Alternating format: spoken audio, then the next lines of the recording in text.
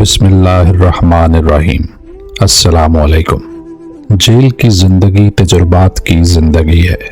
انسان چاہے تو اپنے رب کا قرب حاصل کرنے کی کوشش کر سکتا ہے۔ مجھے جس بات نے بہت مغموم کیا وہ اہل فلسطین کے ساتھ ہونے والا بے ایمانہ سلوک ہے۔ بلکتے ہوئے معصوم بچے اور خواتین کی دل دوز آہوزاری نے روح تک کو زخمی کر دیا ہے۔ اس پر عالم انسانیت اور عالم اسلام کی مجرمانہ بے حسی جان لیوا ہے۔ جس جیل میں ہم مقید ہیں یہ چھوٹی جیل ہے اور پورا ملک ایک بڑی جیل کی مانند ہے۔ ظلم و استبداد، بے انصافی، غربت و افلاس، بے روزگاری اور مہنگائی و تنگ دستی نے لوگوں کو زندہ درکور کر دیا ہے۔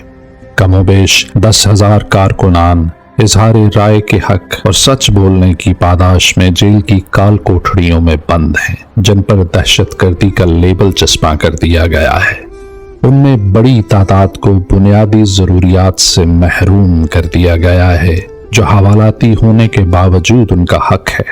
قابل ذکر بات یہ ہے کہ ان کے پایہ استقامت میں کوئی لغزش نہیں آئی اور ایک آہنی عزم کے ساتھ اس سارے ظلم کو برداشت کر رہے ہیں۔ جب تاریخ لکھی جائے گی تو تحریک کی بہادر خواتین کا ذکر سنہرے حروف میں ہوگا۔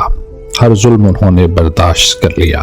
معصوم بچوں سے جدائی، ایک مقدمے سے 10 مقدمے میں نامزدگی، ایک چکی میں 6 خواتین 7 ماہ سے بند ہیں۔ اس کے باوجود بھی ان کی ہمت برقرار ہے۔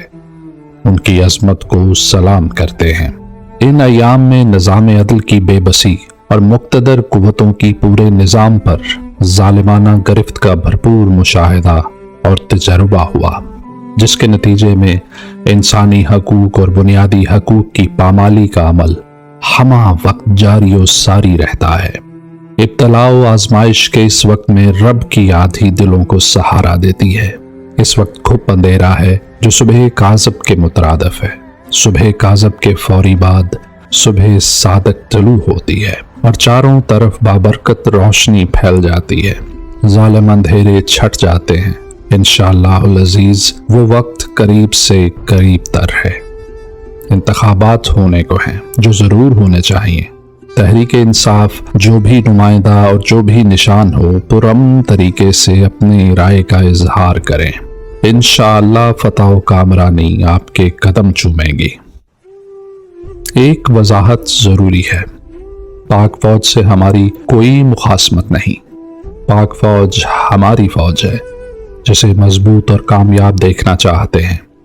سیکیورٹی فورسز کے تمام شہداء کی قدر کرتے ہیں۔ صرف ایک فقرہ میں ایک ایسی ہستی کے بارے میں کہنا چاہتا ہوں جس کی ہمت اور استقامت نے مجھے حوصلہ دیا۔ وہ میری اہلیہ ہیں۔ ہری شاخ تمنا ابھی جلی تو نہیں، دبی ہے آگ جگر کی ابھی بجھی تو نہیں۔ جفا کی تیغ سے گردن وفا شعاروں کی، کٹی ہے برسر میدان کبھی جھکی تو نہیں۔